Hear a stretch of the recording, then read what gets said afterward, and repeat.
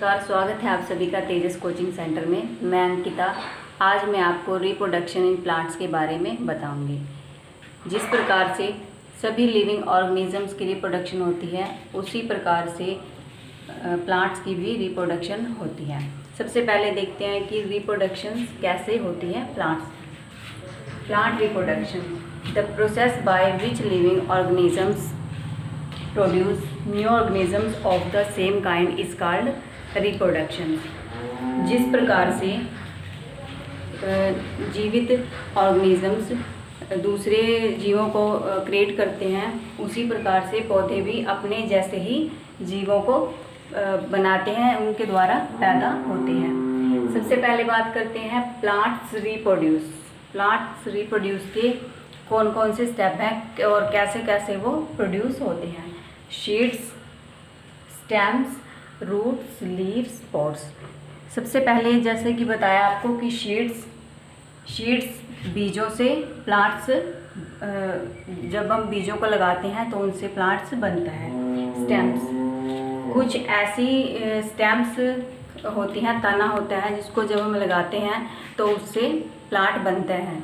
For example sugar cane, गन्ने का जब हम स्टेम लगाते हैं तो उससे प्लांट बनता है। रूट्स, कुछ ऐसे प्लांट्स होते हैं जो रूट से ग्रो करते हैं। फॉर एग्जांपल कैरेट, रेडिश, ये ऐसे प्लांट्स हैं जो रूट से ग्रो करते हैं। लीव्स, कुछ प्लांट्स ऐसे होते हैं जो लीव से ग्रो करते हैं, लीव से बनते हैं। स्पोर्स, और कुछ प्लांट ऐसे भी होते हैं जो स्पोर्स से बनते हैं। सबसे पहले हम देखते हैं कि प्लांट्स ग्रो होने के लिए उसका स्ट्रक्चर कैसा होता है प्लांट का। तो सबसे पहले हमने एक शीट्स लिया, शीट को हमने 2 पार्ट्स में डिवाइड किया। जब हमने इसको 2 पार्ट्स में डिवाइड किया तो इसको हम बोलते हैं कोटिलेडोन्स। कोटिलेडोन्स जब इसकी ये जो शीट्स की बाहर वाली साइड है, ये इसकी आउटसाइड है, और जब इसको हमने 2 पार्ट्स में डिवाइड कर दिया कोटिलेडोन्स में, तो ये हो गया इसका इनसाइड का पार्ट। अब इसमें देखते हैं कि इसके इनसाइड पार्ट में कैसे जो शीड्स है वो ग्रो करते हैं। तो सबसे पहले इसमें क्या है, इसका seed coat. Seed coat means क्या है, इसका जो बाहर का ये कवर होता है इसका शीड का, उसको हम शीड कोट कहते हैं। अब अंदर पे देखते हैं इसका एम्ब्रो।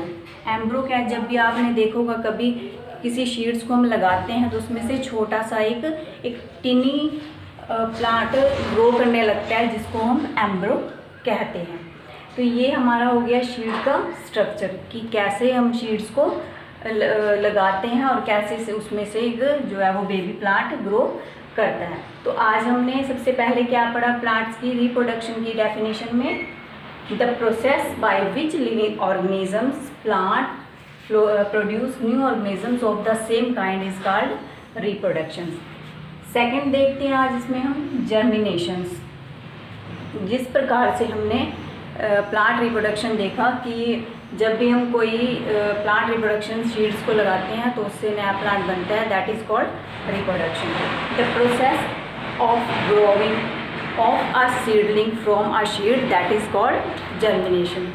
जर्मिनेशन क्या है कि जब हम एक छोटे से बीज से एक जो बेबी प्लांट है वो ग्रो करता है। सीडलिंग मीन्स सीड्स लगाते हैं उसमें वो, और सीडलिंग करता है, ग्रो करता है, तो उसको हम क्या कहते हैं, जर्मिनेशन, जर्मिनेट करते हैं।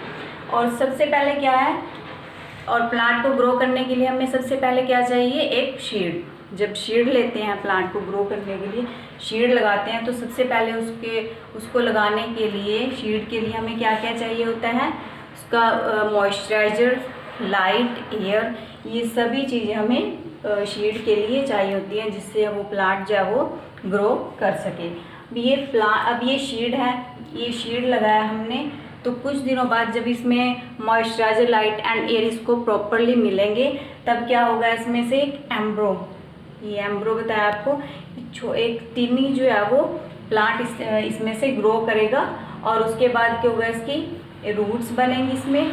फिर रूट्स बनने के बाद क्या होगा, इसमें से छोटे छोटे से पत्ते निकलने शुरू हो जाएंगे। उसके बाद इसमें से और 2-4 पत्ते और निकलने शुरू हो जाएंगे। दैन उसके बाद क्या होगा, ये जो है एक प्लांट में कन्वर्ट हो जाएगा।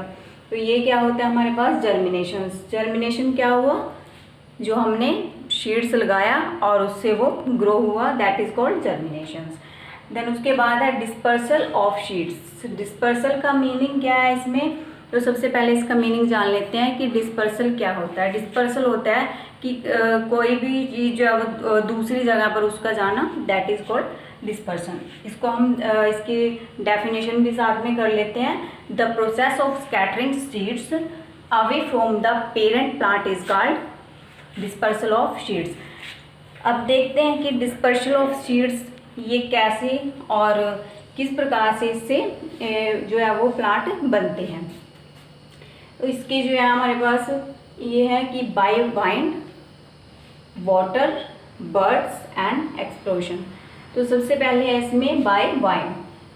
कुछ हमारे पास ऐसे सीड्स होते हैं जो वाइंड थ्रू वाइंड चले जाते हैं और वे दूसरी जगह पर एक प्लांट के लिए एक प्लांट उनसे तैयार हो जाता है। तो वो कहाँ, जैसे कि हवा चलती है, आपने देखा होगा कि उसमें से बहुत सारे है कि बीज इधर उधर उड़े हुए हैं और उनसे क्या है एक कहीं पर वो गए हैं ऐसी जगह पर जहाँ उनको moisturiser, light and air soil में गए हैं वो, उनसे जो है वो टीनी प्लांट ग्रो होता है। उसके बाद है बाय वाटर। वाटर से भी क्या होता है कि वाटर में जैसे कि आपने देखा होगा कि जो कोकोनट का ट्री है वो वाटर के आसपास ही होता है और जब उसमें से वो गिर जाता है कई बार, वहाँ से हवा के द्वारा जैसे भी गिरता है उधर, तो वहाँ पर क्या होता है उससे वो उसका जो है वो प्लांट ग्रो होता है, वहाँ पर बन जाता है प्लांट उसका। उसके बाद इसमें बाय बर्ड्स, एनिमल्स। कई बार क्या होता है कि जो बर्ड्स होते हैं वो कहीं भी जो ये छोटे छोटे बीज होते हैं उनको वो खा लेते हैं और जब वो खाने के बाद उनको कहीं भी इधर उधर जाते हैं या उनसे एनिमल्स, तो इनके द्वारा क्या होता है ये इसको बीज को इधर उधर बिखेर देते हैं, जिसकी वजह से क्या हो जाता है प्लांट्स वहाँ पर ग्रो करने लगते हैं। Bye explosion. एक्सप्लोजन में क्या होता है इसमें कि जो प्लांट है, कुछ जो प्लांट्स ऐसे होते हैं इनके थोड़े जो हल्के होते हैं और वो हवा की वजह से उड़कर इधर उधर जब उनके जो बीज हैं वो जाते हैं तो उसकी वजह से क्या होता है वो एक्सप्लोज हो जाते हैं, जिससे दूसरी जगह पर जो प्लांट है वो बन जाते हैं। तो यहाँ पर हमने पढ़ा plant reproduction, germination and dispersal of seeds. और ये आपको क्लियर भी हो गया होगा कि प्लांट रिप्रोडक्शन कैसे होती है। उसके बाद है जर्मिनेशन क्या है एंड डिस्पर्सल ऑफ सीड्स क्या होती है। नेक्स्ट आते हैं हम क्रॉप्स पर। क्रॉप्स सभी को पता होगा कि क्रॉप्स क्या होती हैं। जो भी हम अपने खेतों में फसलें उगाते हैं वो क्रॉप्स होती हैं। और क्रॉप्स जो है वो 2 टाइप्स की होती हैं। First is rabi crops and second is kharif crops. Rabi crops क्या होती हैं और कहाँ और ये कब ग्रो होती हैं। Rabi crops that grows in winter. जो फसलें विंटर में उगाई जाती हैं उनको हम क्या कहते हैं, rabi crops. For example wheat and gram. तो वीट सभी को पता है कि जो गेहूं है वो हम सर्दियों में ही उगाते हैं, इसलिए उसको हम क्या कहते हैं, रबी क्रॉप्स। उसके बाद है इसमें kharif crops that grow in summer. और जो हमारी फसलें समर में उगाई जाती हैं उनको हम कहते हैं खरीफ क्रॉप्स। अब समर में हम क्या उगाते हैं, राइस हो गया, चावल, बाजरा, ये सारी जो फसलें हैं वो हम किस में उगाते हैं, गर्मियों में। और अब इसका क्वेश्चन बनता है difference between rabi crops and kharif crops. Rabi crops क्या हो गया, crops that grows in winter, that is called rabi crops. And kharif crops क्या होता है, kharif crops that crops grow in summer, that is called kharif crops. अब देख लेते हैं कि क्रॉप्स को ग्रो करने के लिए उसकी क्या क्या स्टेजेस होती हैं। उसके लिए हमें क्या क्या स्टेजेस हैं वो फॉलो करनी पड़ती हैं, जिससे हम अच्छी क्रॉप्स को ग्रो कर सकते हैं। सबसे पहले है इसमें प्लॉगिंग। तो जब इसका है कि इसको खेतों को जोतना, जब खेतों की अच्छे से जुताई की जाती है उनको, क्योंकि जब भी हम खेतों में बीज लगाने जाते हैं तो उससे पहले हम जो हमारी सॉयल होती है उसको हम क्या करते हैं, उसको मॉइस्चराइज करते हैं, उसको थोड़ा सा जब वो हार्ड होती है उसको सॉफ्टली बनाते हैं, जिससे उसमें बीजों को अच्छे से उगाया जा सके। सेकेंड है इसमें एडिंग मैन्यूर फर्टिलाइज़र। उसके बाद क्या करते हैं, उसमें फर्टिलाइज़र करते हैं हम अपनी सोयल को, जिससे जो फसल है वो अच्छी हो सके। Third is selection of seeds. Selection of seeds क्या है, जब हम अपने खेतों में अच्छे से बीज लगाएंगे, अच्छे बीजों का चुनाव करेंगे, तभी फसल जो है वो अच्छी होती है। उसके बाद इसमें इरिगेशन। इरिगेशन क्या है, जब अब बिना पानी के तो फसल नहीं उगेगी, तो क्या होगा, हम खेतों में सिंचाई करेंगे, तो सिंचाई करने से ही जो क्रॉप्स है हमारी वो ग्रो करती हैं। देन उसके बाद insecticides and pesticides. Insecticides and pesticides क्या है, ये कीटनाशक होते हैं, कीटनाशक दवाइयाँ होती हैं जो हम खेतों में स्प्रे करते हैं, जिससे हमारी फसल जो है वो कीटों से बची रह सके।